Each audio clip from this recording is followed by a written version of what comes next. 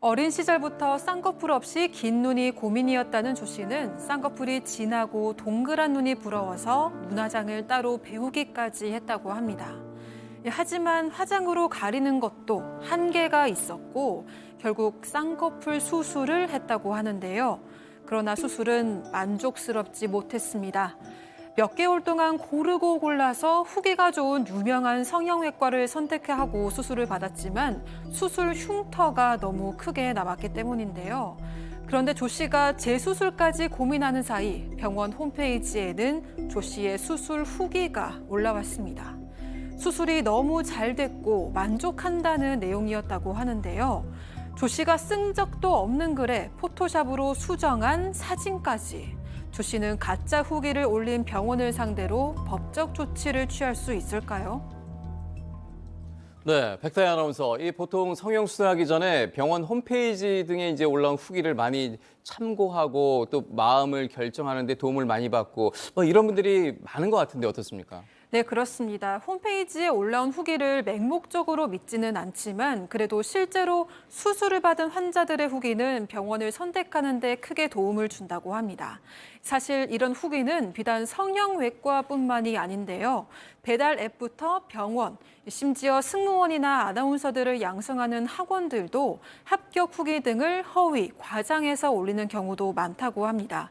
제 주변에서도 실제로 이런 일로 고민하는 사람들이 많았는데요. 조 씨가 어떤 조치를 취할 수 있을지 별별 상담소에서 해결해 주세요.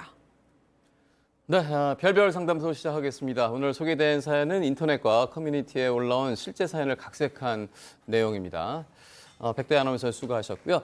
본격적으로 이제 사연을 한번 풀어보겠습니다. 이 조 씨는 왜 그토록 쌍꺼풀 수술을 원했는지부터 우리가 좀 알아볼 필요가 있을 것 같아요. 네, 조 씨네 네 자매 중에서 언니와 두 동생들은 다 큰 눈에 쌍꺼풀을 가지고 있는데 조 씨만 아빠를 닮아서 길고 가는 눈에 이렇게 쌍꺼풀이 없는 눈을 가졌다고 합니다. 조 씨의 동생들은 오히려 조 씨의 눈을 부러워하기도 했다는데요. 조 씨는 쌍꺼풀이 있고 동그란 눈이 무척 부러워서 고등학교 때부터 부모님께 수술을 좀 해달라고 부탁했지만 부모님은 그대로가 예쁘다고 들어주지 않으셨다고 합니다. 네.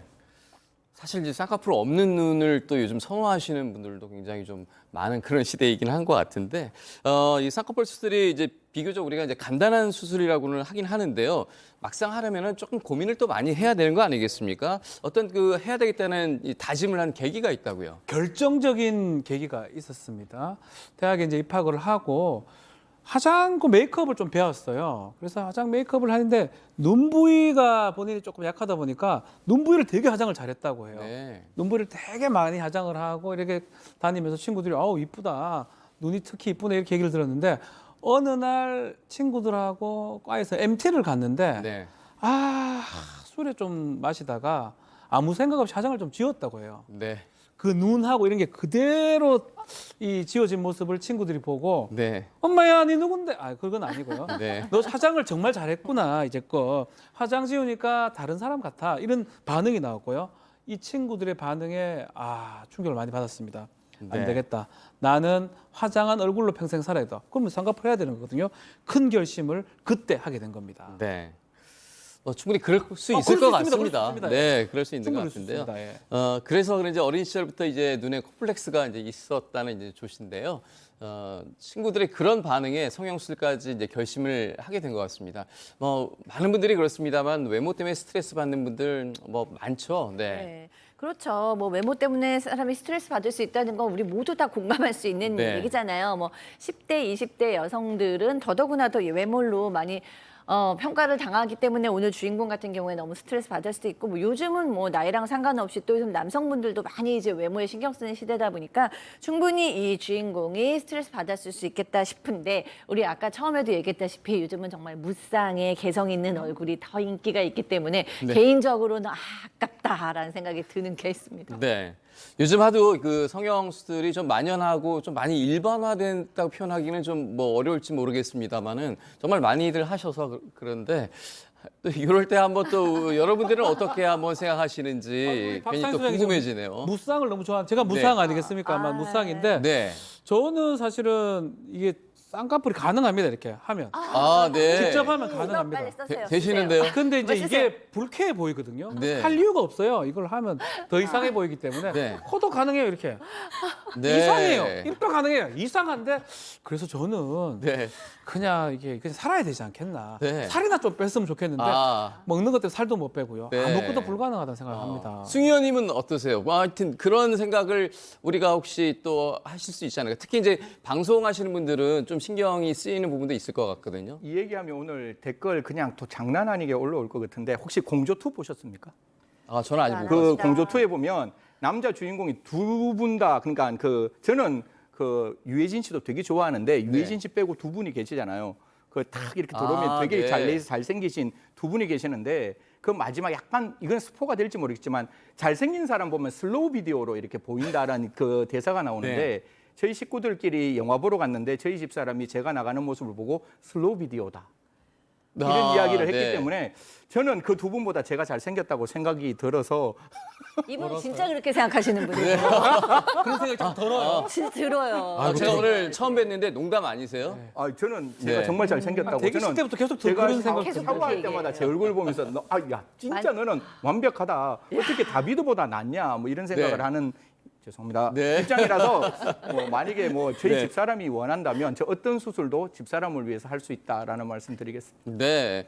아니, 저 김서영 기자 아무래도 이제 뭐 또래 어떤 젊은 친구들은 그런 고민을 좀 더 많이 할 것 같은데 네. 그런 얘기들 서로 좀 나눠본 적 있어요? 네, 저도 학창 시절에 뭐 수능 보기 전에 네. 많이들 이렇게 좀 수술을 고민하는 친구들도 많았고 저도 그런 유혹에 많이 이렇게 되기도 했는데 뭐 무서워서 못했죠. 아, 그러세요? 네, 좀.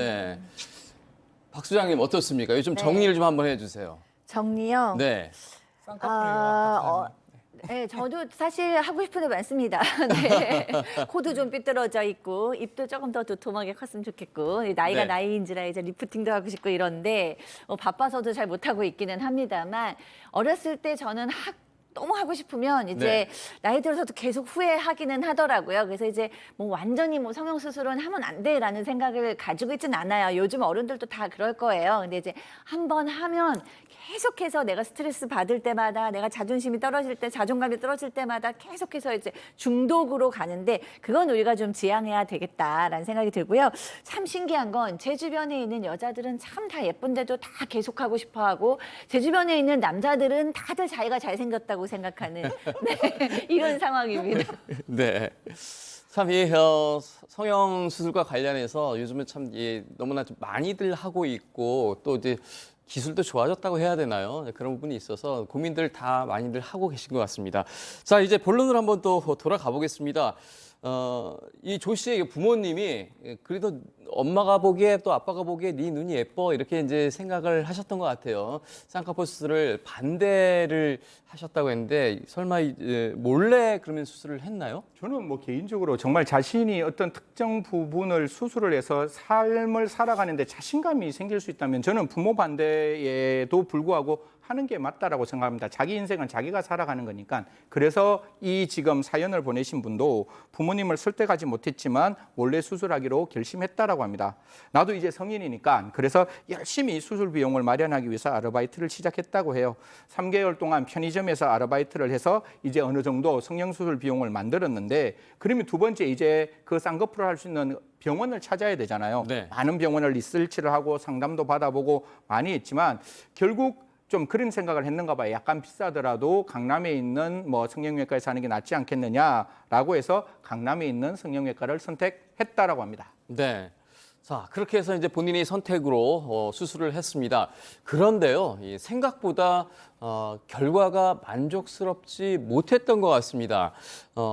이 만족스럽지 못한 이 부분을 그럼 본인은 어떻게 생각했을까요? 네, 수술 후에 흉터가 생각보다 좀 심했던 겁니다. 붓기가 빠지고 며칠 지나면 좀 괜찮아질 거라고 생각을 했지만 시간이 지날수록 흉터는 더욱더 진해졌다는데요. 화장을 해도 너무 흉터가 진해서 가려지지도 않고 한 달이 지나도록 수술 전에 기대했던 눈 상태는 구현되지 않았습니다. 심지어 눈을 감는 것도 부자연스럽게 느껴질 정도였다고 합니다. 네. 실제로 본인이 느낌도 그렇겠습니다만은 어떻게 보면은 이제 그 심리적으로 뭔가 잘 안 된 것 같아. 이런 게 너무 심해 심해지지 않았나 싶은데요. 네, 이게 성형수술이 부작용이 일어나면 어마어마하게 스트레스를 받습니다. 왜냐하면은 정말 용기도 냈고 큰 돈도 썼고 시간도 많이 썼고 예뻐지고자 하는 간절한 마음으로 성형을 했는데 도리어 더 안 예뻐지고 더 미워지고 인상이 안 좋아질 경우에 정말로 그 심리적인 스트레스나 이런 거는 뭐 우울증도 그렇고 대인기피증도 걸렸다 뭐 이런 사례는 너무나 많죠. 근데 오늘의 주인공도 바로 그런 케이스였는데요. 안타깝게도 쌍꺼풀을 한 자리에 흉터가 크게 생겼고 그것 때문에 이제 친구들도 만나기 싫고 친구들이 만나자고 해도 이제 피하게 되고요.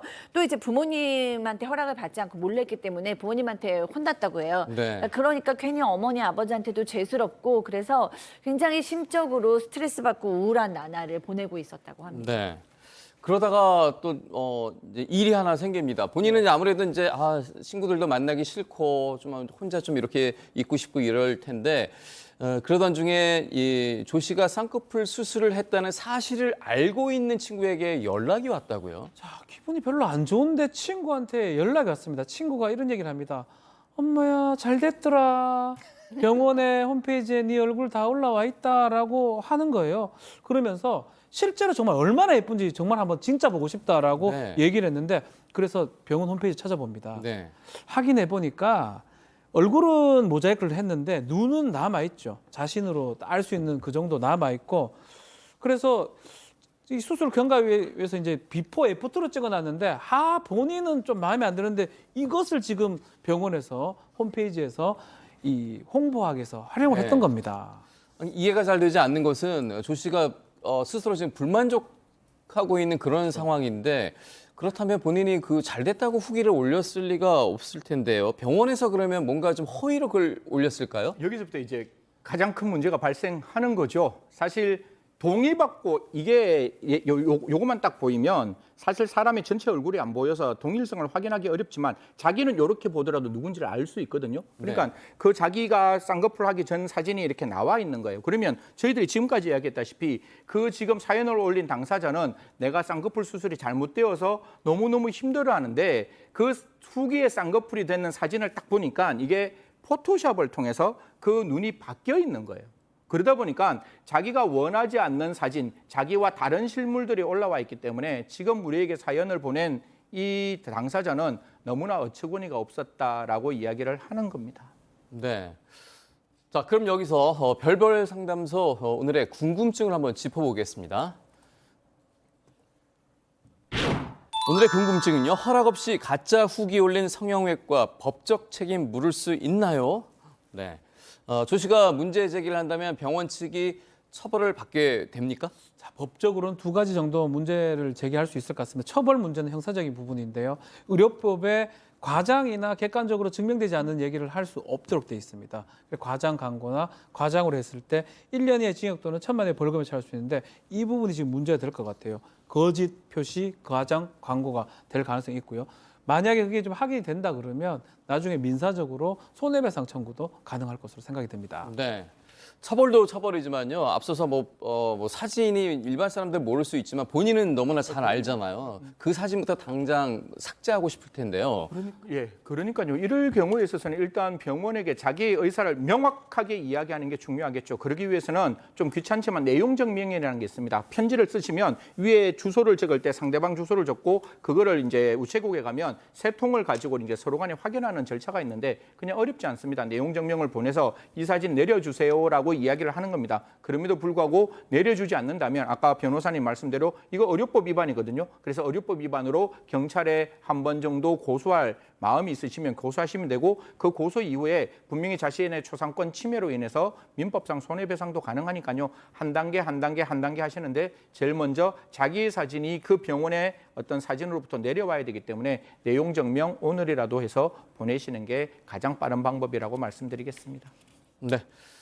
말씀드린 내용을 잘 또 참고하시면 좋겠습니다.